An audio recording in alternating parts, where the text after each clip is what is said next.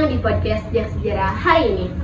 Nah, kali ini adalah episode yang sangat spesial karena kali ini kami akan membahas tentang salah satu peristiwa penting dan menarik nih dalam sejarah perjuangan bangsa Indonesia, yaitu agresi militer Belanda II. Dan tentunya episode yang spesial didatangi oleh tamu yang gak kalah spesial juga. Ada si Manis Aura Pradiba dan si Jenius Ilham Herdiansyah. Nah guys, setahu aku nih pada 19 Desember 1948 Belanda melancarkan serangan besar-besaran ke wilayah Indonesia yang dikenal sebagai agresi militer Belanda II. Kali ini, dalam episode ini, kita akan membahas lebih lanjut tentang agresi militer Belanda II, termasuk apa sih yang melatar belakanginya, dampak-dampaknya, peranannya, perjuangan bangsa Indonesia, sehingga gimana kita dapat belajar dari pengalaman ini. Jadi, mari kita simak lebih lanjut mengenai agresi militer Belanda II. Oke guys, nah aku penasaran nih, apa sih yang melatar belakangi terjadinya agresi militer Belanda II ini sehingga mendunia banget nih berita ini sampai kedengar ke PBB. Oh, siapa dulu nih yang jawab? Ya. Agresi militer Belanda ini kan dilakukan oleh Belanda sebagai yang kedua kalinya. Nah, makanya namanya juga agresi militer Belanda kedua, bukan pertama. Nah, latar belakang dari agresi militer Belanda II ini yaitu salah satunya yang paling utama adalah ada Belanda kecewa dengan kejadian Renville dan merasa tidak puas dengan kejadian itu, sehingga menyerang Indonesia untuk menguasai kembali. Oh, kalau dari sudut pandang Laura? Keinginan bangsa Belanda untuk ini sih merebut kembali tanah jajahannya. Padahal kita waktu itu udah merdeka ya? Iya, benar. Terus nih, peran organisasi kemasyarakatan, organisasi perjuangan dalam menanggapi agresi militer ini tuh gimana sih saat itu gitu? Penting Mereka ada banget nih. tindakan nggak dari Ada. mereka? Ini contohnya nih ya, TNI yang waktu itu dipimpin sama Letnan Jenderal Sudirman itu melakukan penyerangan yang disebut perang gerilya. Oh gitu. Itu tuh untuk menghindari kontak besar dengan Belanda, makanya diadain perang gerilya dari Indonesia itu. Perang gerilya tuh taktik atau gimana? Atau emang nama perangnya? Nama perangnya aja. Oh, oke. Terus pasti nih ada kejadian unik gitu dari Ada. agresi militer Belanda II ini. Nah, apa itu? Aku Nah, yang tahu nih. nih. Teman-teman semua juga pasti ingin tahu ya. Iya. Ya. Yang pertama itu ada taktik bumi hangus. Itu tuh taktik bumi hangus, taktik yang diluncurkan dari bangsa Indonesia untuk menghancurkan fasilitas vital dan mencegah Belanda menggunakannya. Ada lagi nggak nih? Kalau Ada dari juga? aku sih ada kejadian unik yaitu satu kan pemerintahan Indonesia pusatnya ada di Yogyakarta, Ya. Oh iya. dan Yogyakarta punya Kerajaan. kerajaan yang Keraton dipimpin oleh Yogyakarta. Sultan Hamengkubuwono ke-9. Nah, Ya. Hamengkubuwono ke-9 ini Pada tidak mau saat bekerja sama dengan Belanda, tapi tidak melakukannya secara langsung, tapi hanya diam di istananya dan tidak mau bekerja sama dengan Belanda. Selain itu juga, ya, seperti itu. Oh, terus kan tadi ada kejadian unik nih, pasti ada kejadian memilukan juga. Aku penasaran sih, itu gimana kejadian memilukan apa sih? Ini diculiknya tokoh-tokoh Indonesia oleh bangsa Belanda. Nah, tokoh-tokohnya itu diantaranya ada Presiden Soekarno pada saat itu, Wakil Presiden Muhammad Hatta, dan Perdana Menteri Sultan Syahrir. Jadi kembali lagi kayak waktu ingin proklamasi ya? Iya, diculik lagi gitu. Nah, mereka tuh diasingkan sama Belanda ke Bangka. Tapi itu tuh malah micu apa sih? Ya, sih. Perhatian internasional. Jadi malah bukannya Belanda yang mendapat benefit, Apa ya? malah Indo yang mendapat benefit. karena mereka apa sih, dunia internasional tuh mendukung kemerdekaan Indonesia. Wah, Capernya salah. caper ya itu. Nah, terus kan tadi kamu bilang ada penangkapan ya dari Iya. ini tuh. Tujuan penangkapan dan pengasihan pemimpin itu tuh buat apa sih? untuk melemahkan perlawanan Indonesia sih awalnya.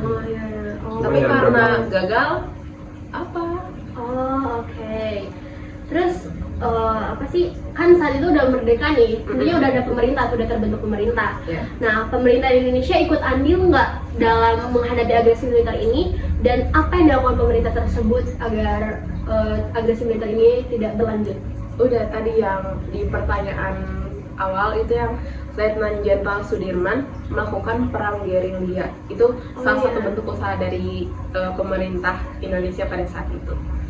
Terus Nah selain itu juga pemerintah kan saat itu kan diculik dulu.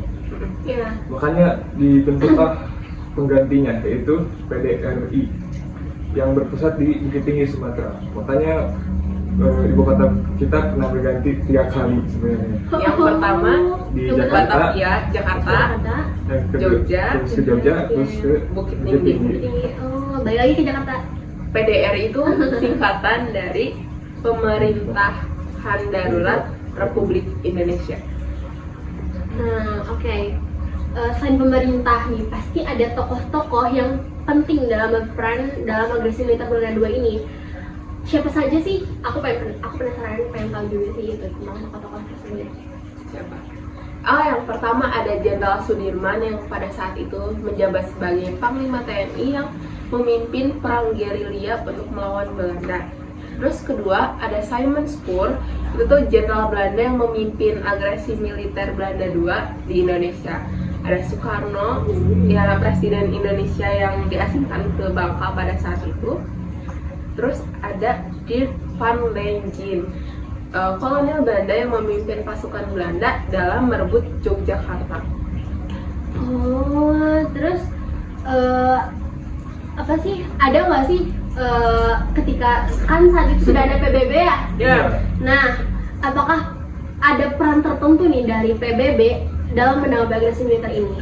Ya jelas peran PBB sangat besar, terutama setelah ada penculikan itu membuat dunia internasional melirik Indonesia. Sehingga PBB juga mendesak secara diplomatis pada Belanda dan mendukung kemerdekaan Indonesia. Oke. Nah, terus apakah peristiwa ini mempengaruhi hubungan antara Indonesia dan Belanda saat ini, atau bagaimana perisai ini dapat mempengaruhi hubungan antara Indonesia dan Belanda saat ini? Iya, itu tuh benar-benar ngaruh sama hubungan Indonesia-Belanda bahkan sampai detik ini juga, karena bangsa Belanda telah mengakui kemerdekaan Indonesia dan hubungan bilateral antara dua negara ini.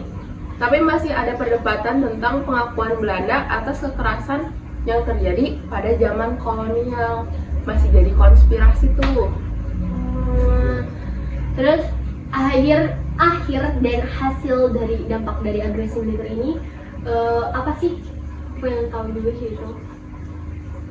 Iya, coba aja jadi. Perjanjian ini sih Rombroyen yang terjadi pada tanggal 7 Mei tahun 49. Hasilnya adalah pengakuan Belanda atas kemerdekaan Indonesia dan pembentukan Republik Indonesia Serikat. Terus dampaknya adalah terbentuknya negara Indonesia yang berdaulat dan perubahan hubungan bilateral antara Indonesia dan Belanda. Aku tuh penasaran sih, apa sih namanya, agresi militer Belanda ini tuh benar-benar sangat menyiksa Indonesia banget, atau enggak sih menurut Indonesia dan menurut Belanda gitu? Menurutku malah agresi militer Belanda ini menjadi peristiwa yang mendorong kemerdekaan dan pengakuan negara Indonesia di mata luar negeri. Oh iya ya, benar-benar. Yang tadi yang disebutin soal PBB itu yang mulai bentuk Indonesia. Iya. Juga selain itu ada Amerika Serikat yang malah memisah Belanda untuk memberikan mereka ke Indonesia. Jadi intinya mah agresi militer Belanda ini tuh emang menyiksa Indonesia, tapi juga menguntungkan Indonesia juga ya. Jadi Iya, benar-benar dua. diakui sama dunia, iya gitu. Jadi ada kerugian sama keuntungan lah gitu.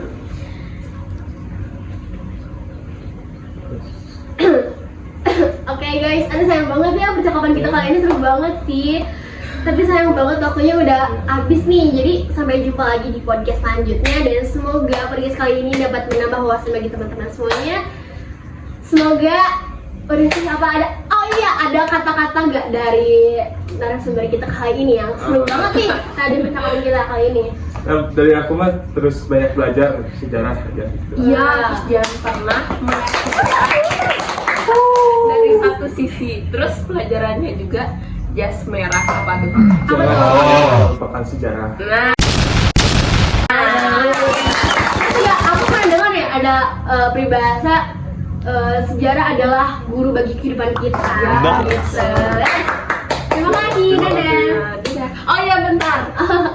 Kita di sini bukan cuma bertiga, kita juga disupport sama tim yang sangat baik. Sini tim. Ini ada kameramen sama editor. Ini Namira sebagai host, Aura sebagai narasumber, Ilham Narasumber juga. dan tim kreatif. Kamera. Kameramen. Yeay. Terima kasih. Terima kasih. Dadah.